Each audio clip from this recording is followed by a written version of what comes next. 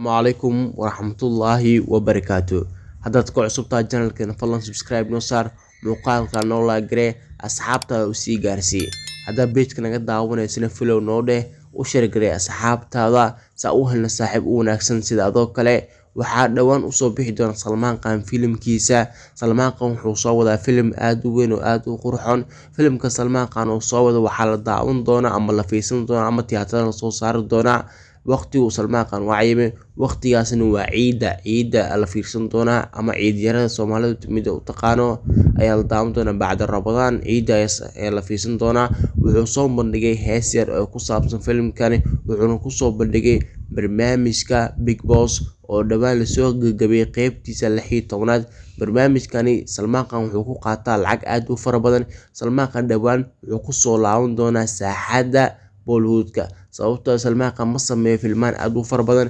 sanadkiiba hal mar buu film soo saaraa waxaana la daawadaa xilliga ciida muslimiinta waana ciida Ramadaanka kadib ayaa filmkiisu soo bixi doona la daawan doona aktarka caanka Salmaan Khan filmka Bathan ayuu wuxuu ku lahaa qayb yar ayuu ugu jiray ama qayb xodaaba si la dhihi karo uu ugu jiray Salmaan Khan waa qaanada wuxuu ka mid yahay haysto Bollywoodka waxaa ka mid Shah Rukh Khan Aamir Khan iyo asiga Salmaan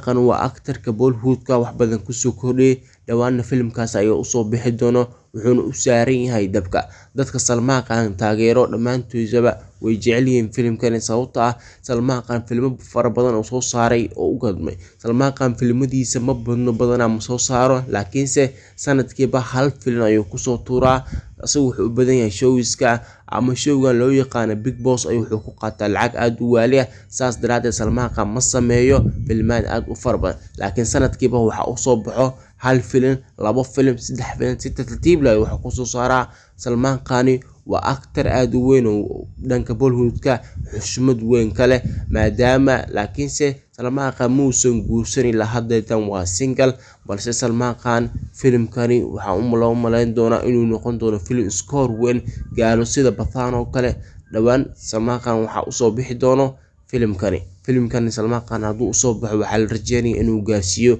guulal aad u waaweyn oo dib u soo laabto saxmadda siyaasadda sababtoo ilaa hadda ama sanad ku dhawaad waa la leeyahay Salmaan Khan oo filmaantiisa waxay soo baxaan mid kaliya sanadkiiba hal mid baa la soo daaya waxaana la rajeynayaa Salmaan Khan inuu noqdo filmkani film aad iyo aad u weyn oo blockbuster noqdo ama film aad u weyn oo dadka ka helaan dhammaan waxaa jira taageerayaal aad u taageersan Salmaan Khan uu qaba Salmaan Khan cudur la dhahay Salmaan Khan oo taageero waali sababtoo qof walba actor buu taageeraa dhawaanna Salmaan Khan waxa uu soo bixi doona filmkani waxaana la daawan doonaa ciida la daawan doonaa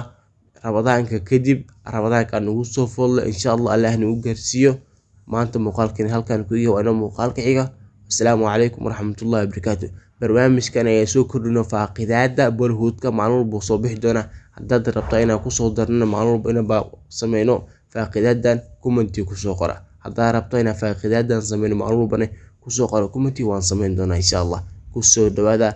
page-kiina iyo YouTube-kiina fadlan haddaa page-ka ku cusubtahay follow noo dheh oo muuqaalka u sheeg asxaabta dhanka YouTube-ka haddaan ugu cusubtahay subscribe noo dheh oo noo gaarsii asxaabada saa u helna saaxiib u wanaagsan sida adoo kale ugu soo dhawaa gacmo furan